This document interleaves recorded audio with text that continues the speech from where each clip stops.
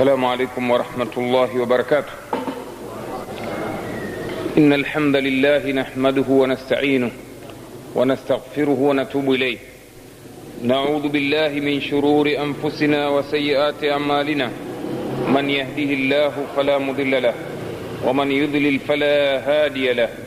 واشهد أن لا إله إلا الله وحده لا شريك له واشهد أن محمدا عبده ورسوله. أما بعد، فإن أحسن الحديث كتاب الله وخير الهدي هدي محمد صلى الله عليه وسلم وشر الأمور محدثاتها وكل محدثة بدعة وكل بدعة ضلالة فالعياذ بالله من الضلالة. Ndugu katika imani, natoa shukurani kwa Mwenyezi Mungu Subhanahu wa Ta'ala kwa kutuwezesha kufika hapa Pangani kwa salama na amani. Lengo na madhumuni ya ziara yetu ni kuwatembelea ndugu katika imani na kukumbushana mambo ya dini yetu. Pia nashukuru na kuwapongeza ndugu ambao wamekuwa ni sababu ya kupatikana fursa hii. Mwenyezi Mungu awalipe kila la kheri kwa juhudi wanayoifanya katika kuelimisha umma wa Kiislamu mambo ya dini yao. Ndugu katika imani, leo Uislamu uko katika hali mbaya sana, kwa sababu umerejea kuwa ni mgeni kama vile alivyotabiri Bwana Mtume sallallahu alaihi wasallam, kiasi ambacho leo Muislamu mwenye kufuata maadili ya Uislamu kama aliyokuja nayo Bwana Mtume sallallahu alaihi wasallam huonekana ni kiroja, ni mgeni katika jamii. Na ni maneno aliyasema Bwana Mtume sallallahu alaihi wasallam kama ilivyonukuliwa katika hadithi sahihi. Anasema, bada al-islamu ghariban wa sayaudu ghariban kama bada fatuba lilghuraba. Uislamu umeanza kuwa ni mgeni na utarejea kuwa ni mgeni kama ulivyoanza. Kheri iliyoje, pepo iwaendee wale ambao wataonekanwa kuwa ni wageni. Mtume sallallahu alaihi wasallam alipotamka maneno haya, masahaba walikuwa na pupa ya kutaka kujua nini maana ya neno ghuraba. Kwa hiyo akamuuliza Mtume, manil ghuraba ya Rasulullah, ni nani hao ambao ni wageni ewe mjumbe wa Mwenyezi Mungu? Akasema, alladhina mithlu ma ana alayhi alyawma wa ashabi. Riwaya mojawapo kwamba ni wale ambao watakuwa kama nilivyo mimi leo na masahaba zangu, kwa maana ya kwamba hao watakaokuwa wageni, watakaorejea kuwa ni wageni kama Uislamu ulivyoanza kuwa ni mgeni, ni wale ambao watakuwa wameshikamana na mwenendo wa Mtume na wataishi kama walivyoishi masahaba wa Mtume ambao leo, ndugu zangu katika imani, wale ambao wameshikamana na mwenendo wa Mtume sallallahu alaihi wasallam wameonekana ni wageni sana katika jamii ya Waislamu. Iki jambo ambalo limepelekea kuonekanwa kwamba ni watu wanafanya mambo kinyume na mazoea, mpaka kufikia kuitwa majina mengine mabaya mabaya. Ndio katika jumla ya majina ambayo ni mabaya, ni wao kunasibishwa kwamba ni wafuasi wa Sheikh mfano Muhammad ibn Abdul Wahhab, wakijenga itikadi kwamba Muhammad Abdul Wahhab kaja kupiga vita dini, kaja kuharibu dini. Wengine wanasema ni mtume mpya kaja. Kwa hiyo kila anayekwenda sambamba na fikra za Sheikh mfano kama huyu, wanasema hawa ni watu wa dini mpya inaitwa Mawahabia. Huyu ni Wahabi, Mawahabia, yani inanasibishwa na jina la shekhe huyu. Kwanza huyu shekhe haitwi haitwi Wahabi, yeye anaitwa Muhammad ibn Abdul Wahhab.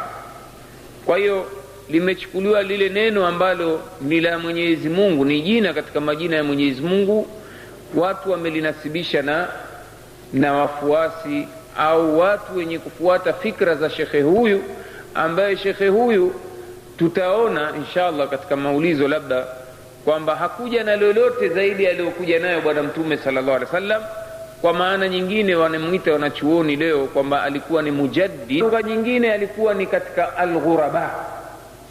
Kwa nini? Kwa sababu zama alizokuja shekhe huyu ni kwamba zilikuwa ni zama ambazo tayari Uislamu ushakuwa unaonekana ni mgeni. Kwa upande wa itikadi, watu wameacha itikadi ya Mtume Muhammad sallallahu alaihi wasallam, wamerejea katika matendo ya ushirikina, na kwa upande wa miamala yao pia wameacha kabisa mafunzo ya bwana Mtume sallallahu alaihi wasallam. Kwa hiyo shekhe huyu ambaye amekuja kiasi cha miaka labda 300 hivi iliyopita, basi ameonekana kwamba ni mgeni, kwa sababu kila alilolisema linaonekana ni jipya katika jamii, kwa sababu ilikuwa jamii tayari ishavurugika. Kwa hiyo ndugu zangu, palikuwa na haja kwanza kabisa, kwa sababu ya ugeni huu, kuutambulisha Uislamu na kutambulisha misingi ya Uislamu upya, ili watu kurejea katika mafunzo aliyokuja nayo bwana Mtume sallallahu alaihi wasallam. Leo ndugu zangu katika imani, tutazungumzia maana ya tamko la pili la shahada, sehemu ya pili ya shahada au shahada ya pili, ambayo ni ashhadu au shahadatu anna Muhammadan rasulullah. Ukweli ni kwamba walio wengi katika Waislamu wanalitamka neno hili katika ibada zao, katika adhana. Kama mnavyosikia waadhini katika adhana lazima watamke tamko hili la pili la shahada, baada ya kutamka tamko la kwanza la kalimatu tayyiba, ashhadu an la ilaha illa Allah, halafu linakuja washhadu anna Muhammadan rasulullah. Kwa hiyo ni neno la tamkwa, na ni neno ambalo kwa mujibu wa mafunzo ya Kiislamu mtu yeyote ambaye hakuwa Muislamu hawezi kuhesabiwa kwamba ni Muislamu ila baada ya kutamka shahada mbili. Na shahada hii ya pili pia ni muhimu kumfanya mtu ahesabiwe ni mwenzetu, kasilimu, ni mwenzetu katika imani. Tutampa haki zote za Uislamu, tutampa hata na binti yetu tumuozeshe, lakini kama si Muislamu hapati haki hata hiyo ya kumuozesha binti yetu, hatuwezi kumpa. Kwa nini? Kwa sababu si mwenzetu katika imani. Kwa hiyo kuna haja ndugu zangu ya kujua huyu mtu ni nani, kwa sababu leo watu kutomjua bwana huyu kumesababisha watu kutofahamu dini yao, watu kutomthamini bwana huyu na kutomtii, na kupelekea watu sasa kuacha mafunzo aliyokuja nayo bwana huyu kwa sababu ya kutoelewa hasa huyu bwana ni nani.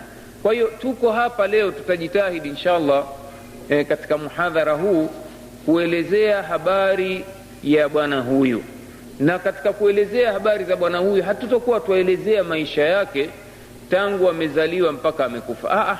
Tutazungumzia sisi hasa ni haki gani ambazo anazo huyu bwana kwetu sisi, ni mambo gani ambayo ni wajibu kwetu kumfanyia bwana huyu, kwa sababu historia ya bwana Mtume sallallahu alaihi wasallam ni ndefu.